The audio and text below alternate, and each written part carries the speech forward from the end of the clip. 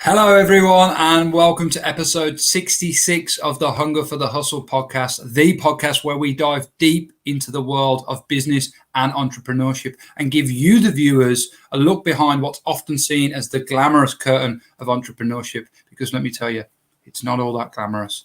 My guest today, Roman, Roman, I'm going to try with this one. We didn't even discuss it before off camera. I hope I get it right. Roman Prokopchuk. Yep. I hope I got that wrong.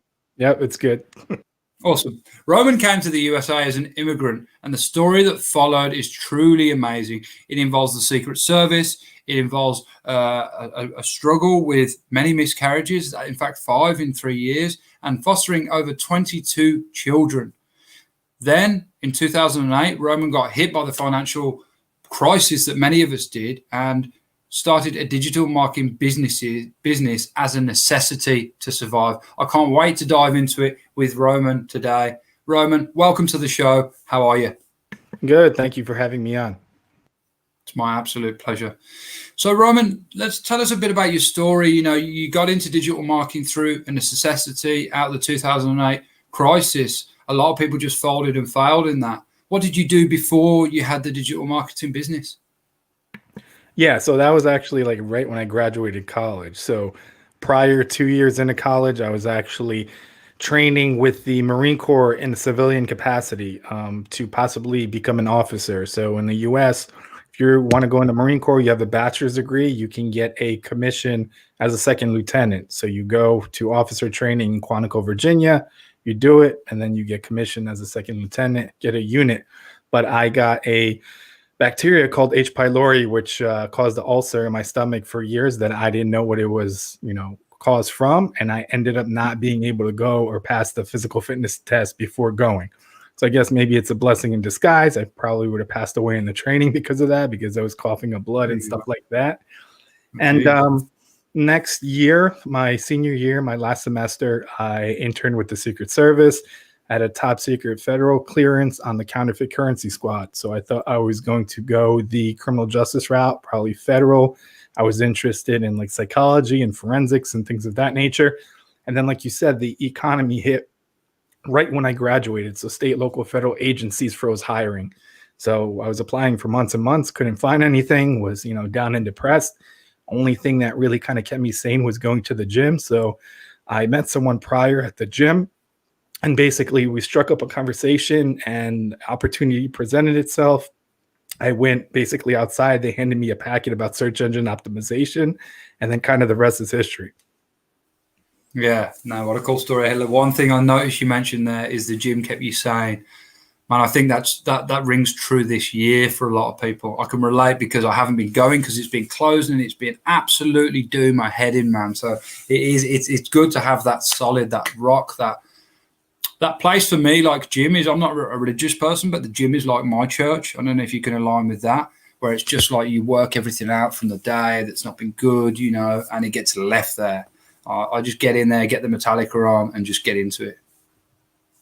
Yeah, I agree. It was kind of my quiet place where I can think, kind of get a clear mind. And like you said, if something was going on or bothering me, I could do a really hard workout, just get in there, 40, 45 minutes. I kind of, like you said, leave it there and clear my head and then go about my day. Yeah, for sure. It's good for the mind, the body, and the soul. And actually, I think, in fact, everyone around you really that you're connecting with, because a better you gives out a better you, and then you get a better response back, I think so. But let's rewind a little bit, Roman, back from that, because I know you grew up originally in Ukraine and you moved to the US when you were 4 years old. What was it like growing up in the US as an immigrant with your family? Tell us a bit more about that story. Yeah, so I was born in Lviv, Ukraine, which is closer to the Polish border, so it's on the western side.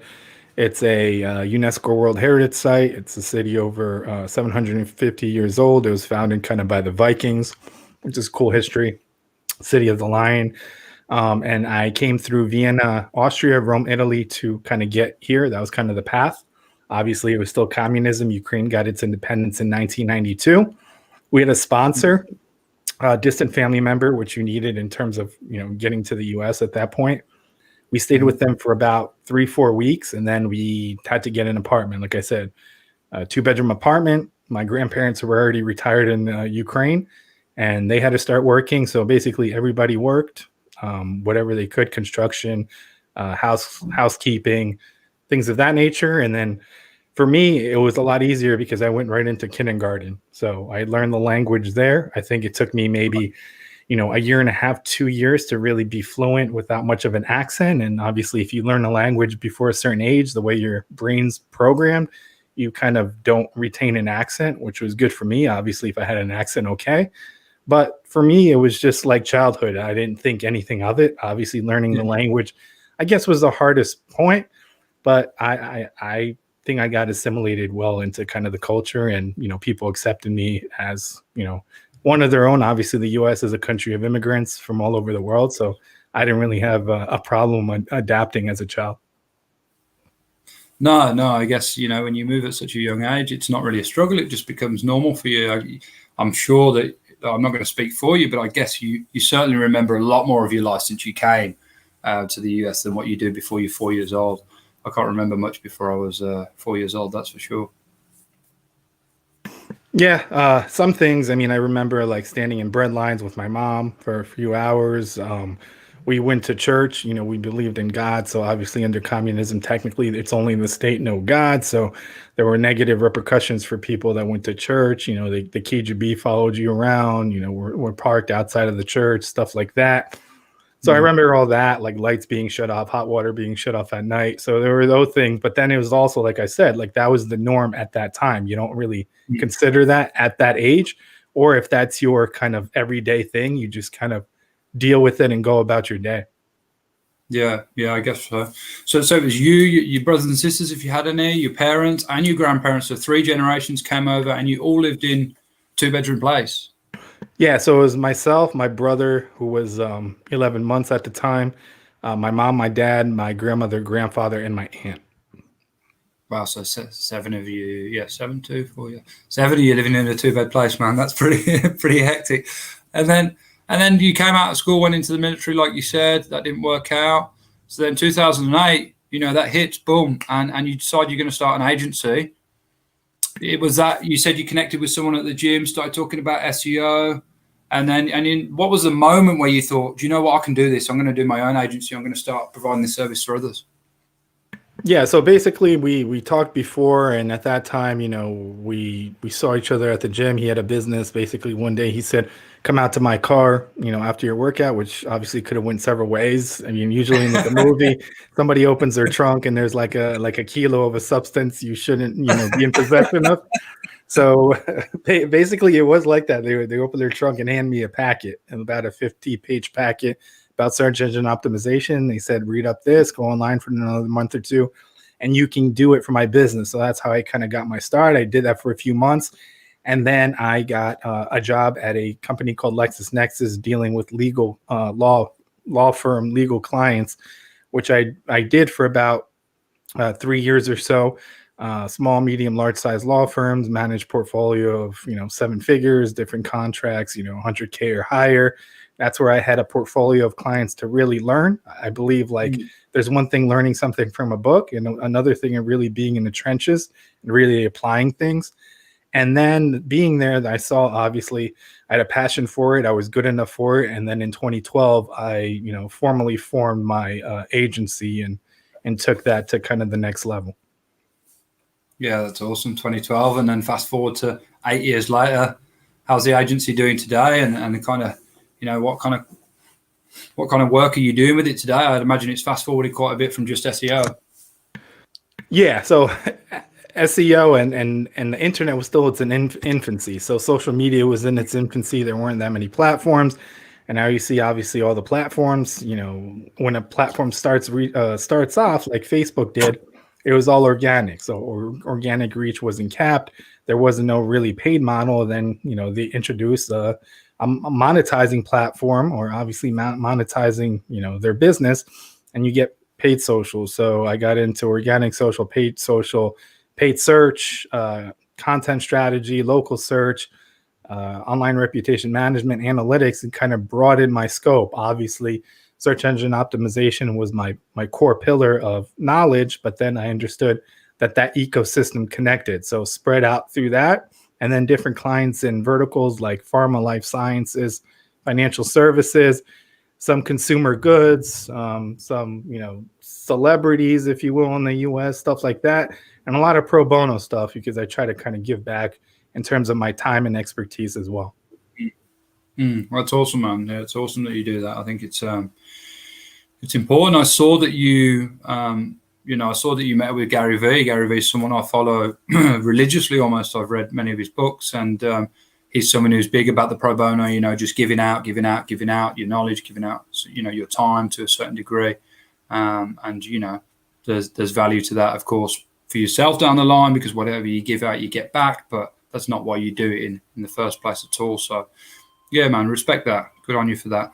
One thing you mentioned there was about that golden era, and I kind of remember it when it was just organic on Facebook, and then they came along with paid, and then it was the same with Instagram. Instagram came in, and it was like, oh, you can get loads of traction here organically without having to spend any dollars.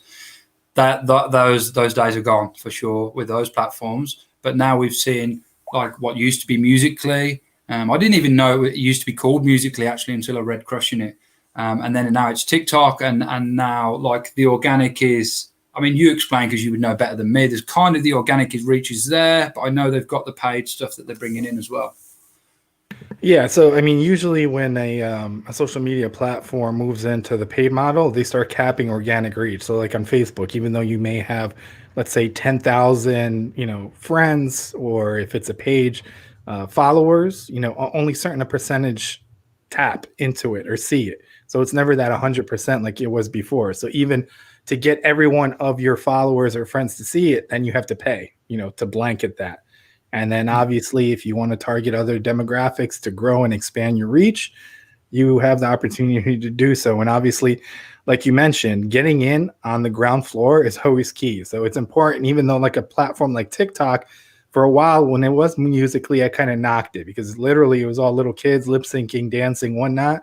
And now TikTok, you can see a lot of creators, a lot of industries, a lot of businesses utilizing it because there's still that organic reach. So you get on the For You page and, a post can go viral. Actually, there was one in the US. There was a guy, he was living in a trailer. I mean, he was almost homeless. He had a ocean spray cranberry juice on the skateboard. He played it to some specific song and the thing went viral. So Ocean Spray saw it. They got him a car, it was filled with Ocean Spray. Then he has a house now, like a month later. He has a publishing house and a publicist representing him. He has like 10, 15 million, I think, followers on TikTok. And now he has the leverage. So obviously companies come to him, individuals come to him in terms of product placement and direct advertising. So when you get that kind of leverage, regardless of what you're doing, that's key. And you can kind of call the shots and, carve your own path in that way. Exactly. That's an awesome story, man. I've never heard that story before. And what do you think? I know it's probably hard to put like a frame on it, but of course this golden age of getting this traction for essentially free on TikTok will disappear. Do you think have any idea or concept of when that'll be? I mean, honestly, like in the next year or two, is going to start getting capped. I mean, they rolled out their paid model, which is still kind of pennies on a dollar, and they're still trying to get people to implement it. But I would give it that time frame. So right now, it's still not too late to kind of jump into it and see what you can do. Obviously, growing a following as big as possible. And then, if anything, obviously, there were scares of TikTok being banned in the US, other countries. So building that following and possibly moving them over if they are loyal and they follow you for content or who they are, moving them over to, something you control, like your website, creating in terms of a subset or a follower or listenership in terms of a YouTube channel, if you have that. So if anything happens, kind of not putting all your eggs in one basket, because I mean, somebody acquires 10 million followers and has revenue coming from that. If the platform is banned, it's beyond your control. So having control and leverage and moving that to a place where you can control that. Yeah, absolutely. That's cool. I think that's really good, valuable information for anyone who's watching, who hasn't got involved in TikTok yet, who still sees it as this lip syncing app for kids, because of course, it's become a lot more than that now. It's really diversified. Just off camera, Roman, we were talking about the content you've put on TikTok, and the struggles that you've had. Correct me if I'm wrong. I might have the numbers wrong. Was it 5 miscarriages in 3 years or 3 miscarriages in 5 years? It was unfortunately 5 in 3 years. So yeah.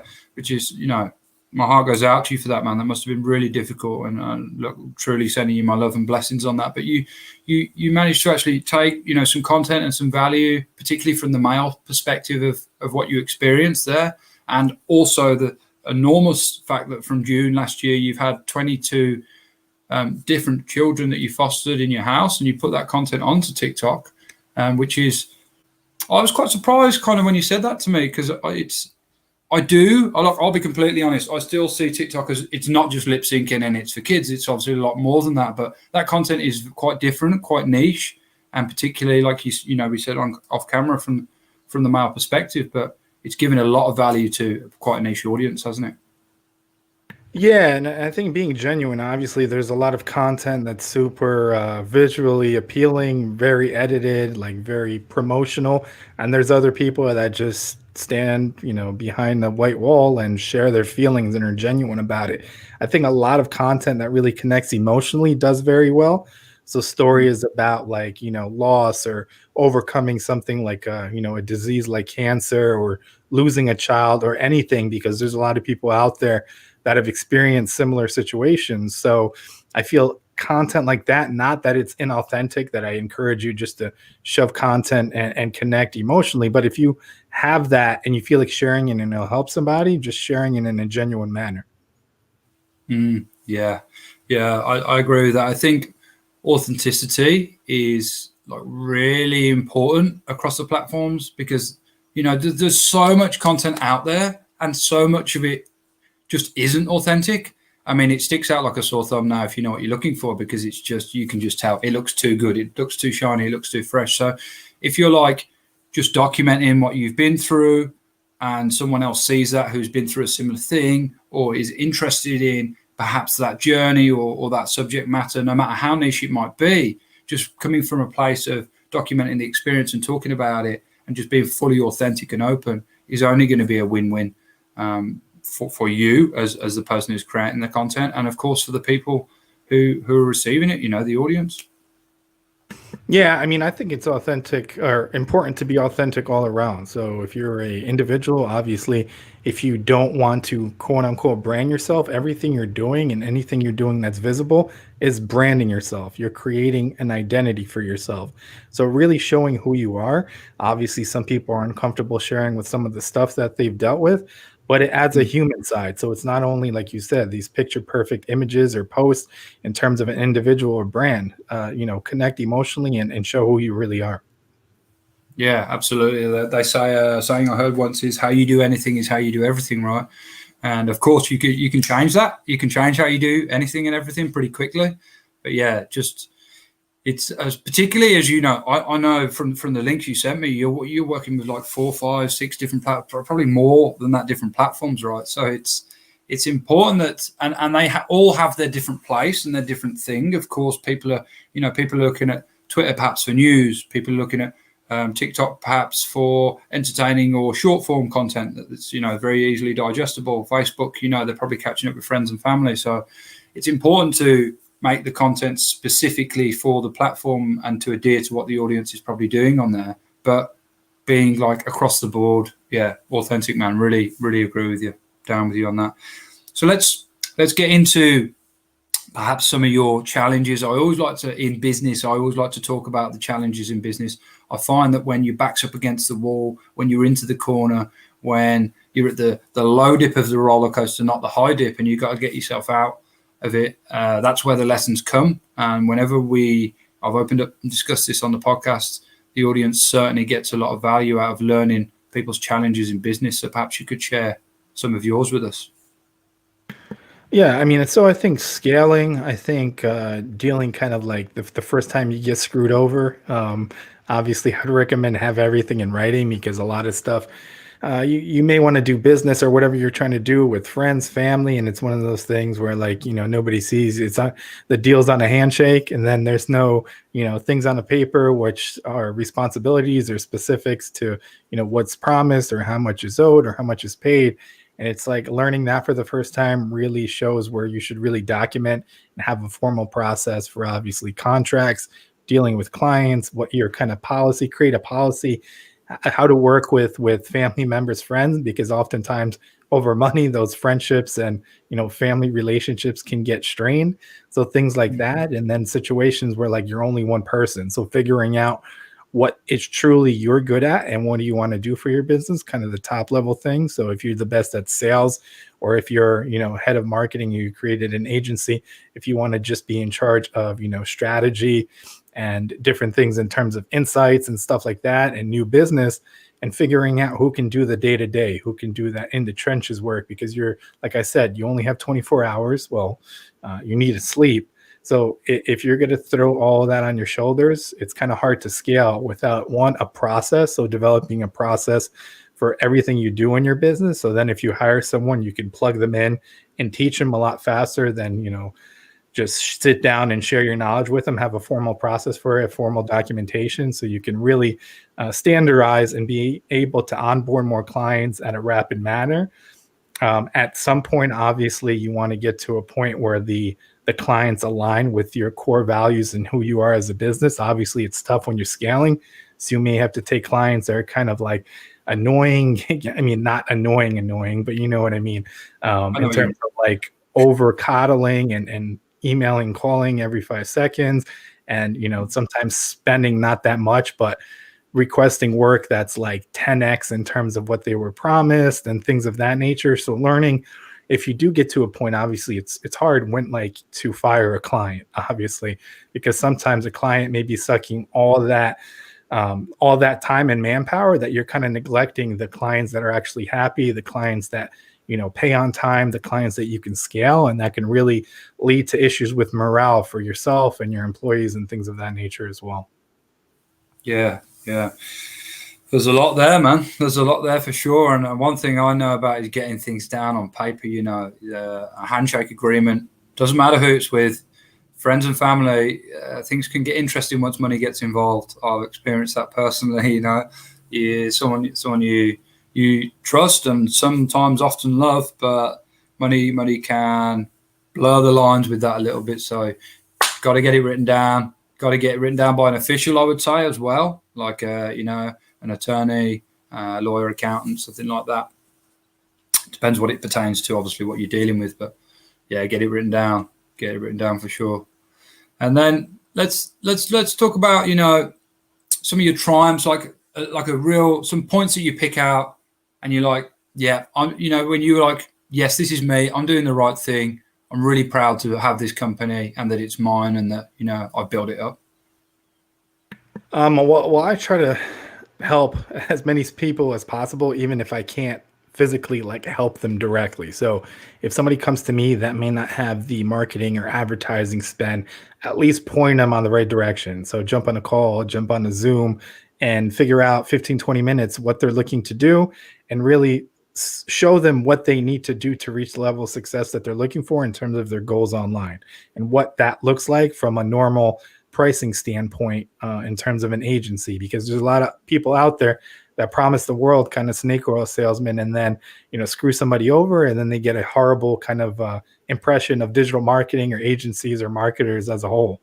So I try to avoid that. There's situations where people brought contracts that they've got from other companies, and 5 minutes I look at it and just kind of pick it apart and basically tell them what they're looking for or what they're going to get for that price, and just helping people avoid issues that they don't need to go through. So especially when businesses are growing, they don't need that kind of burden where their money was basically taken and nothing of value was really presented to them. That, and I think a lot of pro bono stuff that I've done to help different charities and organizations, that was solely because that was the right thing to do. Or obviously things that in terms of business or in terms of a contract, sometimes taking over, if you don't baseline a campaign, regardless of what you're doing. So let's say search engine optimization, something may have been done in a sketchy manner in terms of a strategy before you took it over in the past.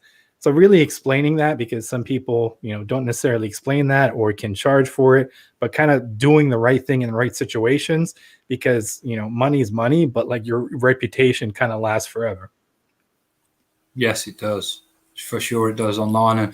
And it's amazing how much damage, I suppose, no better word for it, a bad review can do, or a bad testimonial online, because they're pretty hard to get rid of on a lot of places you can't get rid of them, and quite frankly, you shouldn't be able to. I guess it's fair. You got like 100 good reviews and you get one bad one, and somehow it seems to spread faster.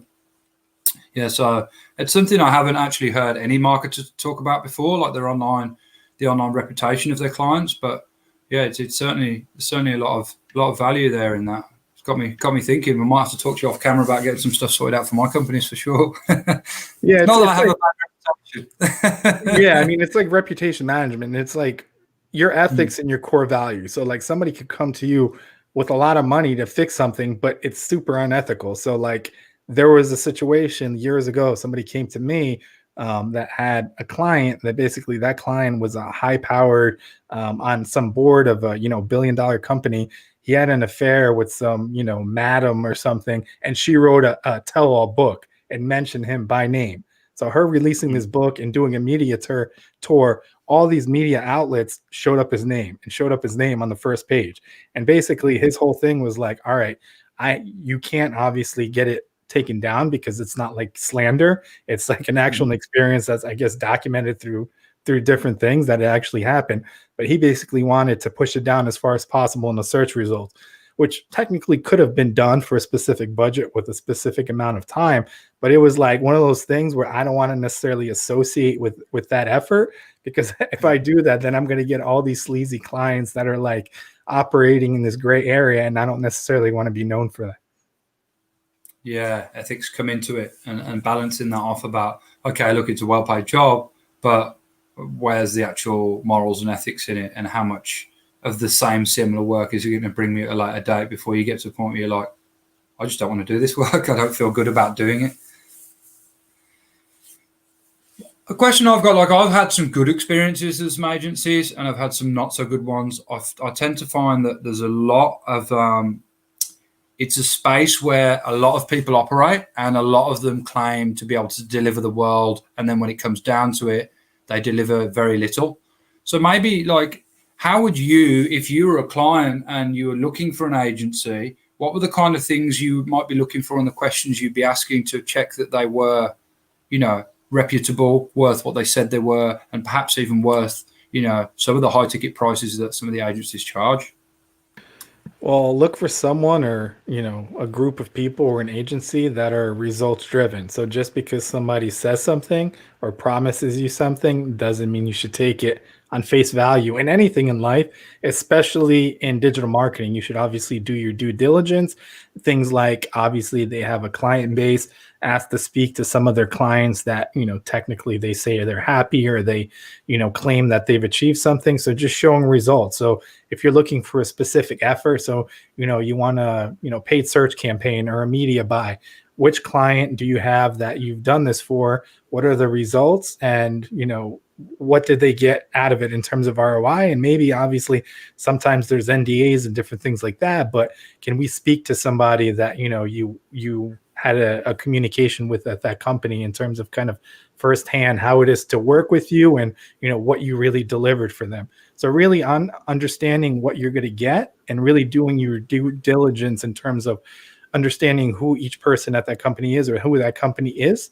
And what they've done to clients and what are the actual results, not just hearsay or, we can get you on the first page of Google in a week and, get you, 100,000 more visitors a month to your website. Like, that's cool. But like, let me demonstrate that you've actually done that. And then the plan for how you're actually going to do that for me.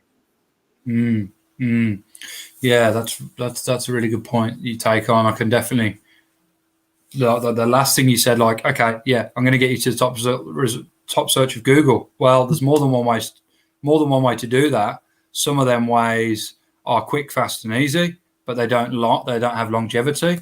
And then like, okay, I'm going to get 100,000 more followers. Drive 100,000 more people to your website, but they could be from people that are nothing to do with what you actually the product or service that you sell, right? They could just be from click farms or anything like that. Yep. So if it's not clearly defined and you don't define it in a contract, 100,000 is 100,000. They can all bounce, like you said. They can all be bots. Like, what are you actually getting? Are you getting qualified traffic, qualified leads, brand awareness? Are you building a brand? Are you taking brand equity from your competitors? What are you getting that's of value? Because a lot of things can look and feel like that's what you're getting, but it's just kind of, a facade, just a number. I mean, same thing in social, and regardless of what effort you do in terms of digital online. And it's one of those businesses that it's not a completely tangible product, right? You have to go to some length to put your trust and belief into the person and what they're offering to you, and you're just not going to receive the results until it plays out. So yeah, doing the diligence first to make sure they're reputable and they can deliver on what they say they can do and do it in the right way. That's the way forward. Yeah, and there's agencies, which I'm not going to knock anybody's, hustle, what they do in terms of like, okay, you got them as a client, you may not be adding a lot of value, but that's your expertise and skill set, and that's the value you're getting. I don't really think that's valuable, but I mean, that's your livelihood. So it's really knowing that. And there's a lot of companies that are cookie cutter. So, you get 100 links a month being built. Okay, where are they being built? What countries they are, what domain authority, am I getting referral traffic? All these questions, how relevant they are, are they permanent? Are they going to go away after a year, a month? So like none of these questions by somebody obviously that signs a check aren't necessarily asked, and they don't necessarily understand that. And a lot of companies kind of bank on that ignorance. So they're not dealing with another expert. And I love, like I said, to help people out and just jump in there, jump on a call with this other agency and just straight like ask these questions, and then they have no response. So it's one of those things that's like super satisfying to helping people avoid pitfalls in that sense. Yeah, I bet it is. Yeah. Now let's talk about the word hustle. Just before we got off camera, when we were off camera, sorry, it was about 9 p.m. It's about 8:30 p.m. where you are now, and you said you were going to be grinding away until about 3 a.m. this morning. So you certainly know a thing or two about hustle there, Roman. But I'd love to know how you define hustle, kind of, and what drives your hunger for it. Yeah, I think it's one of those things where it's like a relentless pursuit to whatever you're trying to achieve, and regardless of what anyone's telling you, and obviously not quitting in that process or that journey. Obviously, you can hit a road bump, a failure, but learning from that, pivoting from that, either redefining what you're doing or moving on to something else that makes sense. So it's kind of a relentless pursuit of your goals. And I mean, one example is my podcast. So I started my podcast like 3.5 years ago. If I really wanted to do it when I wanted to do it, it would probably be more like 6 or 7, which obviously it would have been a lot further, but I'm still doing what I'm doing. And there's all the kind of things in the back of your head. So, how am I going to syndicate it? What about the technical aspect of it? What about audio engineering? What about promoting it? I don't have time. So I think there's always going to be an excuse, but bypassing those excuses and doing whatever you need to do to reach whatever goals you are, regardless of the situation you're dealt, because obviously no one's in the same starting point. That's why I hate the word guru, and I hate like a lot of course creators, because they position their course in the sense that if you do what I do, you're going to have the same exact results. The variables do not align. You may be like, if you were dumped in an incubator and giving the same variables, yes, maybe. But in real life, you're going to run into different things. You're going to have different opportunities. You're going to have just freak luck sometimes. I mean, you're at a marketing event, or you may sit next to somebody on a plane ride, and you make a connection and it opens up all these doors. So you don't know really what happens in life. So like taking whatever you're dealt and just making the most of it. Yeah, that's true, man. You took me back there for a second to sometimes when you sat on a plane and you meet someone and you just connect with them, and then maybe even sometimes it's serendipity, isn't it? Like they're even doing the similar thing to you. They're in a similar marketplace. They have done the same thing and they've got contacts for you. sometimes moments like that happen, and you got to double down on them when they do, because they're not always that frequent. I don't think. Pretty rare. Yeah, and I think taking those opportunities, like myself, I'm not necessarily like if I go to a marketing event, I'm not like walking around, shaking everybody's hand or high fiving, but it's like taking yourself out of the comfort zone, out of your comfort zone, especially with public speaking or presenting in front of people. In terms of studies being done, most people identified being more afraid to talk in front of people on the stage than actually of death. So everybody has that fear, but you just think it's you. Everybody else is so confident and don't have these insecurities, but it's kind of like, okay, whatever, who cares what people think of me, because it's going to benefit me, my business, my network. So let me go to a networking event like now with Zoom and the pandemic and everything. Let me jump on Zoom or another platform. Let me meet people around the world. And you really don't know where that conversation will go. So it's like an awesome opportunity if you just seize the time and whatever you're working with, regardless of a pandemic, a recession, or anything else that may be a hurdle or looks like a hurdle at the time. Yeah, for real. Now let's talk about on the subjects of there. Kind of, we mentioned some goals and dreams and aspirations, but I would love to know, like, if you'd be happy to share some goals, dreams, and aspirations about the future of what you do and your marketing agency. Yeah, so the podcast was an interesting kind of direction, which actually helped with that and adding kind of value and showing who I am and the agency is and just being a resource. Right now, it's more about just my personal podcast about people's all walks of life. And it's reached to a point where I can actually like have it as an arm or extension of, my company also. So like this year is actually like a great time to monetize that and think about different partnership opportunities and stuff like that. And not that I didn't take it seriously, but really having a process to really scale. So that's kind of one of those things. And I think the buy-in there in terms of the podcast was audio content as a whole. I think it's a superior medium. And if you are not doing anything in terms of audio, you can repurpose it for so many things. And it's really the truly only kind of content type that you can really multitask with. Obviously not process 100% of the things in terms of what you're listening to, but at least be safe doing it. So obviously you can listen to something, be at the gym, you can be driving, you can be, walking, whatever, working and listening to something and still processing it to a certain extent. You can't really do that with text, image or video, because obviously you have to concentrate, especially operating a machine or vehicle like that. So I think voice in general, like I've invested a lot and doubled down in voice, and it's really paid off in that sense. And I think like podcasts, I've doubled down to incorporate podcast in search engine optimization. So recommending them, because there is a component of search engine optimization in terms of link acquisition, relationship building. So obviously relevant sites, relevant companies, industry-related news outlets, linking back to you or sharing your content or having your content in terms of syndicated content or other opportunities where you can get your content on relevant sites that really link back to you and either offer obviously a referral traffic channel or add direct SEO value from a follow link. So before you would have to hunt for those situations. Now it's a lot easier because a lot of podcasts obviously have show notes. They have websites. They're willing to incorporate your business website. And that adds a lot of value for referral traffic and that SEO value component as well to diversify your link profile in terms of search engine optimization. So I found audio and obviously used it to my advantage. So I think like with the advancement of technology and how people consume information, especially during kind of COVID, I think audio is like an awesome platform. I think that's benefited me as, a whole in general, doubling down on that.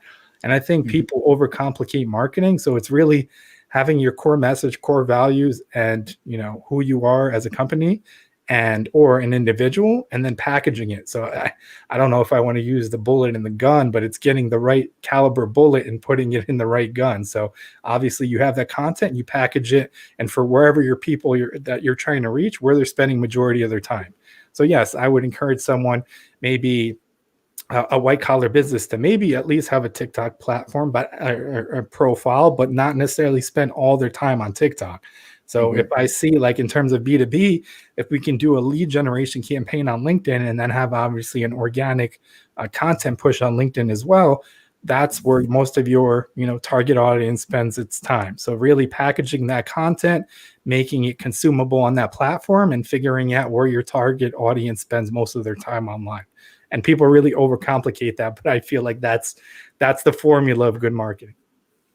Yeah, it's a great formula, and I think with regard to voice, it's convenience, right? People are looking for convenience now, as there is just so much out there, and people's lives seem to just, in the fast-paced world we live in, inevitably get busier and busier. Workloads get busier, more stuff going on, and the podcast format is just convenient. Whether you have the time to sit down and watch it via video, it's nice to have the option, but just to be able to have the audio and have that just on, sometimes even just as a background noise while you're doing something else. You might not consume the whole episode, but your gems of it will stick out that align to you.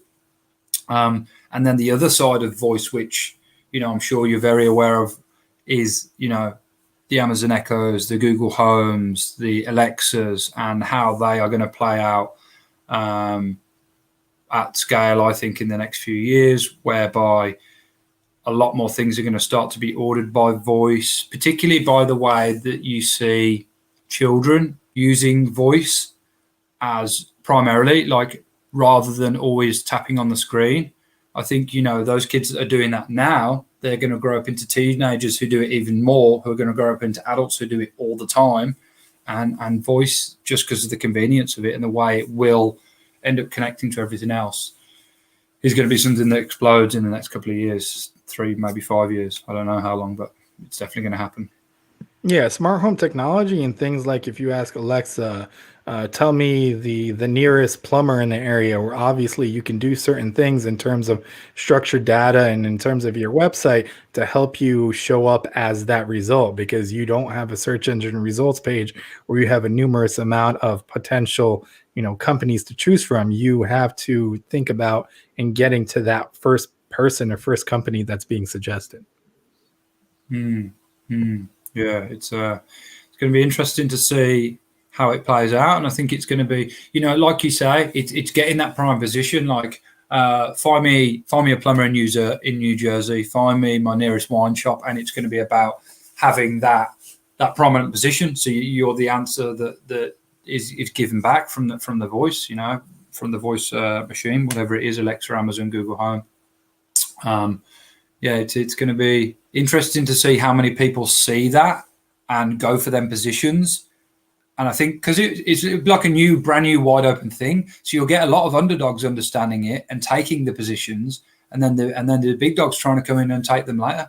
Yeah, I think it's going to be an interesting time. It'll be like a new Wild West. The voice will. Yeah, and there's different formats. There's things like news briefing. So if you want, you can make something in terms of related to your category and create news briefs where you have something related to your business or something informational that can help a potential listener that's listening for that specific thing, and have obviously, 365 specific briefs, if you will, and different other things. So there's the opportunity of different content as well. It's not only that, suggestive nature where you're looking for a service. You can sign up for somebody's news brief. You can do other things in terms of creating a skill. And there's obviously opportunities as the demand grows. There'll be new implementations and obviously new options for practitioners of smart home technology as well. Yeah, absolutely. It's going to be really interesting to see. Now we're getting to the end of this episode, Roman, and I think it'd be nice to close out from you 3 hot tips from you as a marketer to anyone that's watching and look, perhaps already has their business. They're already growing and flowing with the business, but they want to get more traction online, and they just don't know really where to get started.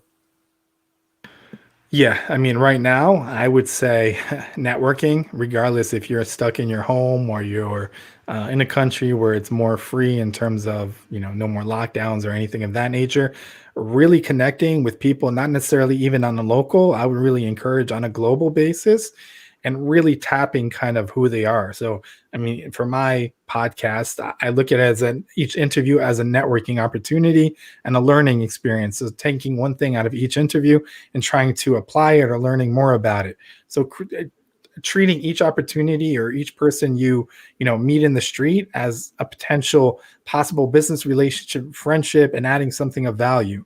I've done that too with, like you mentioned, Gary Vaynerchuk. So one year I had a push. Let me see how many people I can meet of caliber of people that I've listened to for free. So there was Max Levchin, co-founder of PayPal, Gerard Adams, Gary Vaynerchuk, all those people I ended up meeting for free. It was just a little legwork to figuring out where they were, what event, and getting in there, like different company launch parties that I wasn't necessarily like the target crowd there, but somehow I managed to get in. And it's one of those things where you don't have to pay thousands of dollars to reach the people that you think are influencers or maybe impactful in possibly developing a business idea or your business in general. And if you just get maybe a minute or two, obviously time is valuable for people. I'm not gonna lie, I got 15 minutes with Gary Vaynerchuk and briefly talked to him 15-20 seconds, but there's kind of that seed planted and I can touch base. I saw his dad outside and made it a point to talk to his dad, which was nice, learning more about him in that way. So really not taking any opportunity for granted. And I think, like you mentioned before, try every platform and don't just, put all your eggs in one basket in terms of a strategy. I've seen many businesses to kind of like, in terms of an ego, like we're getting all our business from Facebook ads or, search engine optimization before all the algorithm updates back in the day. And their businesses were crushed based on one algorithm update, one change in terms of a platform, an account being banned. So really diversify your presence and what you're actually doing online, because don't depend on one thing and try to funnel it. Or if you're getting traffic or if you have a presence, take those visitors to a place you can control, subscribing to an email list, doing something in terms of your website. So something that you can control and it doesn't go away in terms of a platform disappearing or you getting banned or something that's not controllable in that sense as well. Awesome, man. Really good, valuable information. If you guys have just joined us at the 46-minute mark, you will want to rewind that because there's been such good value there from Roman for anyone who is wanting to get some traction for their business in the online space. Of course, there's many, many ways of doing that, and that was probably quite a short tail answer to really what is a long tail question. So, Roman, I can see a couple of books behind you. I'd love to know what you're reading at the moment. Well, you mentioned Crushing It. So when I met Gary, he got to sign it. Airbnb story, Transform Remy Adelike. It's a good story in terms of somebody coming from an inner city, becoming a Navy SEAL. So I think a lot of stuff in terms of military discipline and people coming from, turbulent or very turbulent times, things of that nature, and a lot of marketing stuff as well, even though like I obviously have a lot of skill set, but learning about people's experiences and specific real world case studies, I think gives you a different perspective as well. Awesome. Yeah, I agree. Roman, if people want to connect with you or perhaps, looking for someone to help with their marketing, I'm going to drop your links here in the comments, but you just want to tell the folks the best place to do that? Yeah, the website's novazoradigital.com. The podcast is The Digital Savage Experience. It's on like 30, 40 platforms. So Google it. I mean, you Google my name, hard last name, but I think I'm the number one in the world mostly. You can find me on any social platform or, I'm fairly active everywhere. So. Good, man. That's awesome. Please stay on because I'd like to speak to you quickly off camera, but thanks so much for joining me and giving me your time and energy on the episode. Thank you to everyone, whether you're watching now, live or later. If you enjoyed the episode, if you got any value from it, please like it, give it a share to someone else that might as well. Thank you all. Have a great day.